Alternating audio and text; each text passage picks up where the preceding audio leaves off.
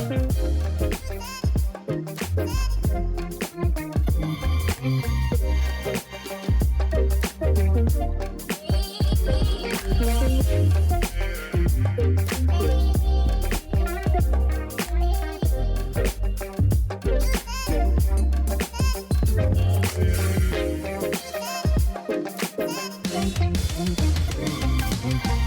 everybody, and welcome back to another episode of the Speak Plainly podcast, where we speak plainly about things that matter.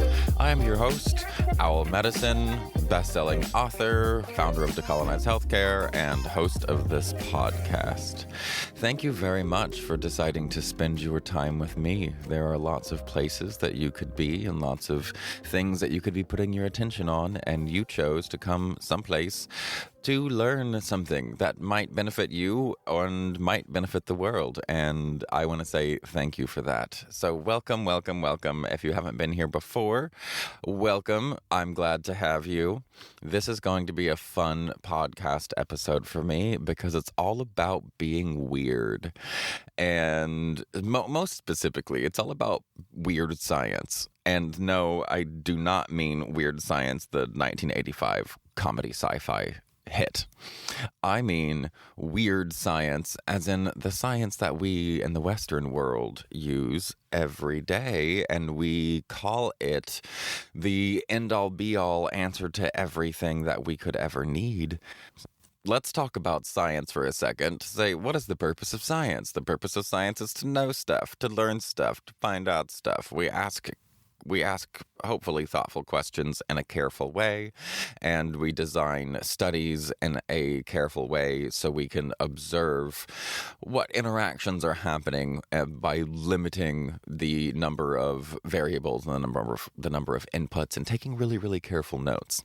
And the idea is that in science, we can get to universal truths by doing this.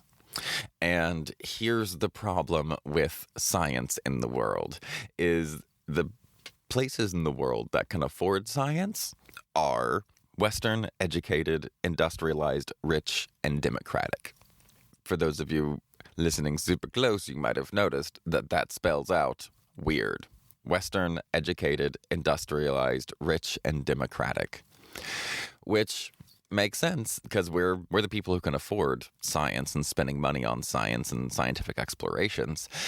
But what that means is we need to be careful to understand that, especially in places where we have looked and realized that our science is studying people, and if we're trying to understand universal truths about people, we can't just study westernized, educated, industrialized, rich, and democratic demographics. It's not a good idea.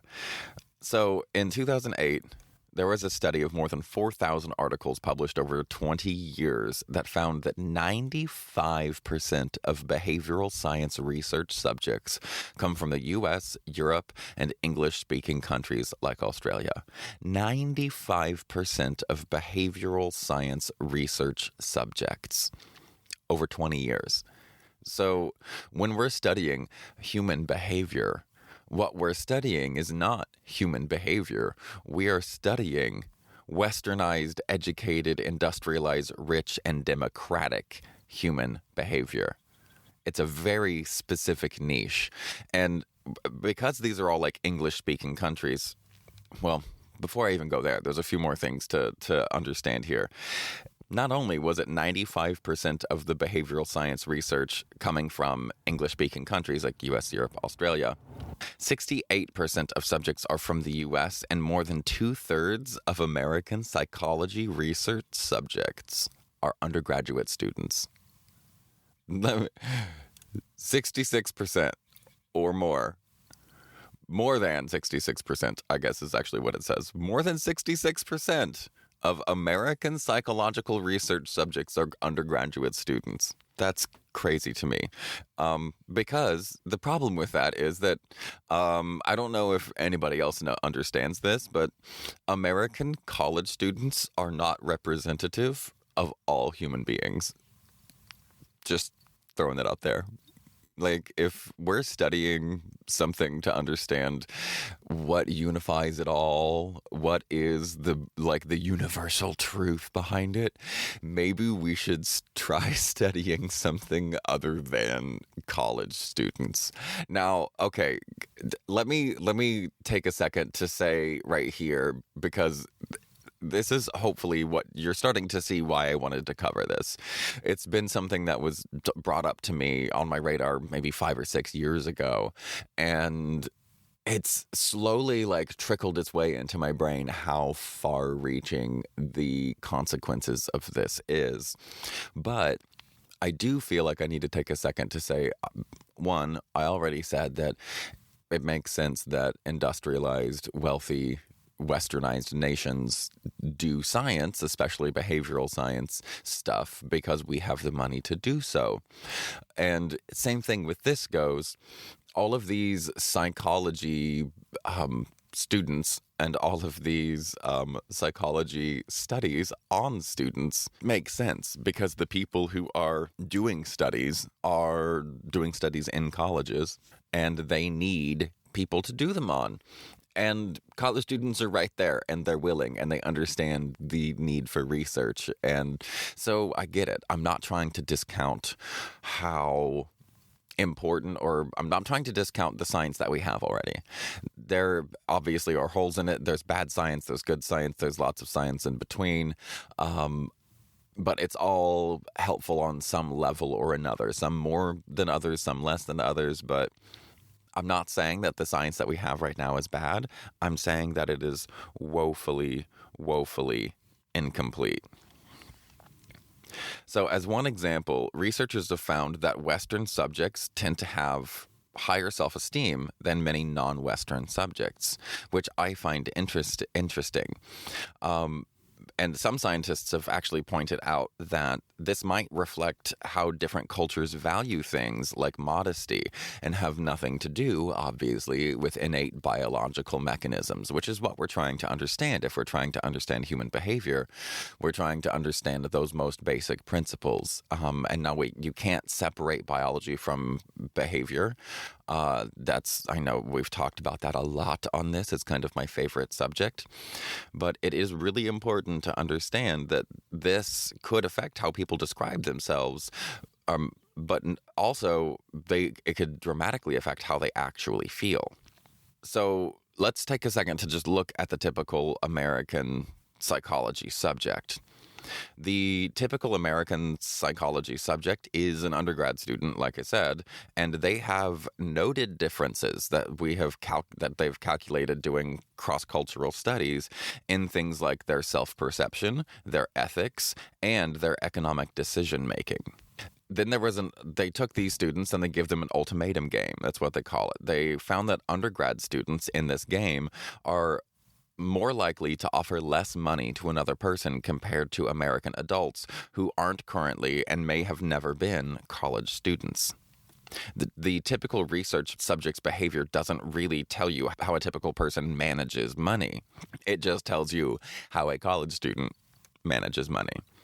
And because these studies, like I said, they're psychological, they're behavioral, they're really trying to get at a lot of useful things. And there are so many little things hidden in our cultures that we think are innate to all of us that are only innate to our culture. And we really don't know that until we get out of the country and go travel. That's why I think traveling is so freaking important.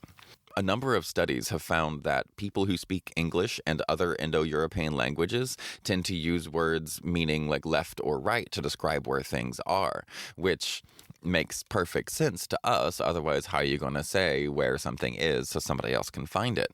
But if you look at smaller unit cultures, smaller unit meaning like the family units in smaller villages and that sort of thing, they don't have the terms like left and right, because the terms left and right are egocentric. They're self-centered. From my perspective, something is to my right or to my left.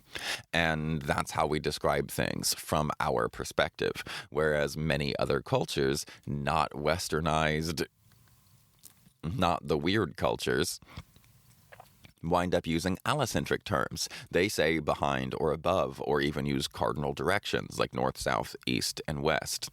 And these are just a few of the differences that we know for sure that pop up.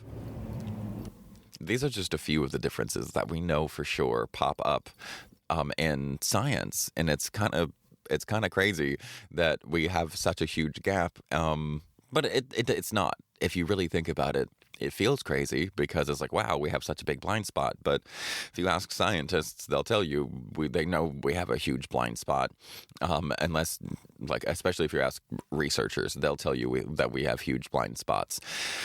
Other folks, I mean, everybody's different, but I think we all understand that Western science is limited, especially my listeners. We understand that Western science is limited, but I wanted to take a minute to talk about how limited it is, because this whole thing, they call it weird demographics or weird science. And again, not the movie, but actual weird Western educated, industrialized, rich, democratic countries, democratic populations. These weird populations are fundamentally different from the majority of the populations in the world.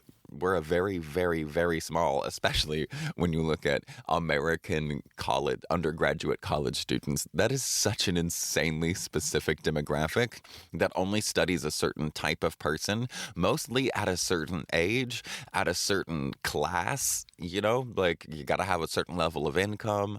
It's very the type of person who goes into psychology undergrad versus the type of person who joins the Marine Corps. Very different types of people. And when you're looking at all of these people are American, then I've talked before on here about that book, American Nations, and how we actually have, I think, 12 distinct, culturally and genetically distinct regions of the United States that are dramatically different from one to the other. And still, we're only a tiny percent of the world's population. And if we want to truly understand behavioral sciences, economic sciences, then we have to stop thinking that we're the only ones worth studying. And I don't think that that's actually the thing, right? Mostly weird sciences, the behavioral sciences, psychology, economics, and cognitive science. And of course, it's really difficult to go to other countries and to other cultures and try to build these studies. We honestly probably would do a terrible job if we did. And if we did try, I'm sure there would be a lot of people up in arms about it, saying that we are doing something terrible to the culture or erasing the culture or a cultural appropriation or something. There's always going to be challenges, but I just wanted to talk about how big of a blind spot this weird science stuff is. And now I'm going to segue into the second half of this, which is just another region of why studying this weird science stuff is important. And this is about how weird, not the acronym, but the actual definition, but also the acronym, how weird westernized child rearing is compared to other places in the world. Because again, we think everything that we do is normal.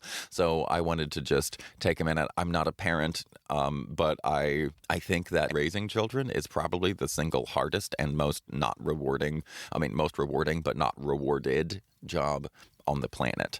And it's very interesting to me as I was looking this stuff up, trying to build an outline for the podcast. There's lots of very interesting things that we really should understand a little bit better about child rearing in the West. One, we can talk about bed sharing. And for this one, I actually found a science article, a meta-analysis, which if you don't know what a meta-analysis is, that's just when they take a whole bunch of studies and then compile a whole bunch of studies and look at the results of all of those studies. And they do a deep dive into the studies to rank them in order of how good the study is, looking at things like population size and controls, and all of that comes out to a decent p-value. They look at those types of of things to stratify which ones were the best and which ones have the most reliable outcomes that like we can trust, and which ones have less reliable outcomes. And once they're stratified in that level, then they kind of put all that information together to give us our best guess as to what we know about whatever the subject of the meta-analysis or the meta-review is. And this one was a meta-review of co-sleeping. And this is really interesting because essentially the jury is still out. It's one of the most controversial subjects in parenting research. The lay literature has popularized and polarized the debate. Everybody's fighting one side or the other, it seems. But there are damages that are associated, like benefits and complications that come up with bed sharing. They are both physical and psychological. In this review, they actually reviewed 659 published papers, peer-reviewed editorial pieces, and commentaries on the topic of parent-child bed sharing. And what they've tried to do is create like a narrative walkthrough of the many different domains of bed sharing research. They look at socioeconomic and cultural factors and purported risks and outcomes, like they specifically look at sudden infant death syndrome and sleep problems, and found that general design limitations and lack of convincing evidence in the literature, making it really hard to give any kind of strong generalizations as to what's good and what's bad. So the question is to share or not to share a bed. And it seems like it shouldn't be a big deal, but it is a very, very controversial thing. There's bed sharing versus co-sleeping. Bed sharing is when you're in the same bed, and co-sleeping we used to call bed sharing, but now it's shared rooms. Co-sleeping is sleeping in the same room, whereas bed sharing is being in the exact same bed. Look, and they looked at a lot of factors here, including reactive versus intentional bed sharing. Cross-cultural studies indicate that bed sharing rates are higher for predominantly Asian countries more so than predominantly Caucasian countries, and are stable during the preschool years, and they suggest little change over the period once bed sharing becomes established. However, parents bed share for many reasons, aside from traditional reasons to bed share, including breastfeeding, infant irritability or illness, parental ideology, the parent's own sleep experiences, convenience, anxieties, so on and so forth. The consequences or risks are sudden infant death syndrome is kind of the biggest one that people are worried about. And when they looked at the studies with sudden infant death syndrome, like for one reason or another, and bed sharing, what they found is the evidence is both for and against, but what they did find is most of the evidence against the risk factors that add to sudden infant death syndrome, the ones that are the most important for that make co-sleeping, or not co-sleeping, but they make bed sharing more dangerous, are sleep disturbances, like you have some kind of sleep disorder, insomnia or narcolepsy, or even sleep apnea. If you have those things, or are obese, which makes sense because the big fear is that we roll over on top of our child and smother our child in our sleep. And any kind of sleeping disorder is going to make it harder for you to wake up. And because you're going to be constantly waking up. So your body might wake up, but your brain might not. And that's the danger, because you might roll over on top of your baby and smother them. Same thing with the obesity. And I think that's part of why there is so much back and forth on it, is because there are risks and there are benefits. But so long as the biggest risk is actually just smothering your baby.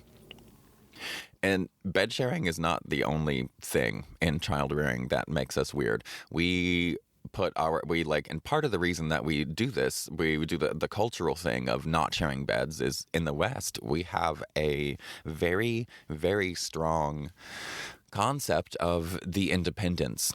And we're told that we need to put our babies in another room far away so they can learn to be independent from an early age. But what we know is that that actually just breeds really, really terrible attachment styles. So those children have behavioral and psychological problems later in life. Keeping your children close to you is really important. Physical touch with your children is really, really important. And in the West, in our hyper-independent version of the world, which again is why it's a terrible idea to just study these weird populations, we don't touch our children nearly as much. One of the things, the article that made me go, this could be a really fun one, was all about well, it mentioned co-sleeping, but the other one was all about strollers. How in the West, we put our kids in tiny trolleys and push them around. And in the rest of the entire world, we have physical contact with our babies. And we do know, they've done studies on moving the baby through space in a stroller versus holding the baby still, where they did both, where they were like, we're holding the baby, there's physical contact, and we're moving forward. Or we are just holding the baby or just moving forward. Whether, like, I don't know if that made sense. Just moving the baby, as in pushing the baby in a stroller, just holding the baby in a sling, skin to skin. And it turned out that skin to skin contact with movement was better. And also, skin to skin contact without movement was better than just movement. All of that being just movement being putting the child in the stroller and pushing the stroller where there is no physical contact between the child and the parent. And nobody else in the world does that. They carry their children around. They carry them around for a very long time. They also train them to walk and all of that. But it's not about just fostering independence all of the time. It's about fostering independence and fostering a deep and trusting connection with the children. So, like, spending thousands upon thousands of dollars on a stroller is very much a weird white people thing. And I mean that in both ways, both the acronym and in the definition version of weird. And the last thing I'll bring up is the Aka tribe. The Aka tribe is a tribe in the Central African Republic that the men let the infants suckle on their nipples. They do it for crying babies when the mothers aren't there, so the babies feel psychologically safe. The tribe said it's not about nutrition, it's about fulfilling an emotional need when the mother isn't there. We could also mention Inuit. The Inuits up north never shout at their children. They never shout at them. And Scandinavians leave their babies outside all year round. And they're not worried about them being kidnapped or frozen to death because they have a different culture. There are many, many ways to parent, right? There are many, many, many, many ways to be in the world. And none of them are wrong. There's just wrong times to be that certain way. We also have a very weird thing in the West about circumcision that doesn't exist in the rest of the world. Circumcision is a weird thing that we do for boys. Somehow we think it's okay. We think it's okay for men, but we don't think it's okay for women. There are protests all around the world about genital mutilation for females. And yes, it is worse for females than it is for males, the way that they do it. But it's mutilation either way. But here in the West, they say that neonatal circumcision, the risk exceeds the benefits at least 100 to 1. That was like years and years and years ago from the American Academy of Pediatrics. And now they're saying that 1 in 6 is actually problematic. So circumcision, a weird thing. The fact that we feed our children sugar for breakfast, cereals and pancakes and and yogurt and that kind of crap, not a great idea, and not something that happens around the world. Sharenting, which is what they call when parents are constantly uploading pictures of their children and that sort of thing. That's something that Western parents do that other parents in other cultures don't. They're not constantly uploading their children's lives, and that has that's a touchy subject now.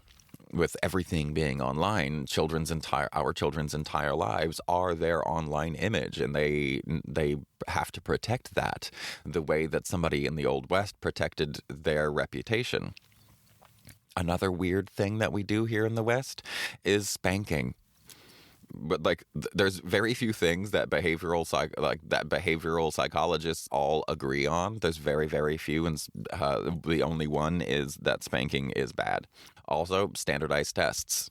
We do them in the Western world, and we don't do them the same way in the Eastern or anywhere else in the world. There are many ways that we in the West are different, and the reason I wanted to talk about all of this today was to give you a few examples of the way that we are weird, both acronym and in the definition version, because it's important to recognize our way is not the only way. So I hope that you got something fun out of this. I hope that you learned something interesting. I found it very interesting that the Aka tribe, the men let babies suck on their nipples when they're crying. And it immediately made me think of Key, my dog who's passed. She was such a sweet, loving dog that I had an ex with a cat. And the cat was weaned too early, and she let that cat suckle on her nipples, having never been pregnant.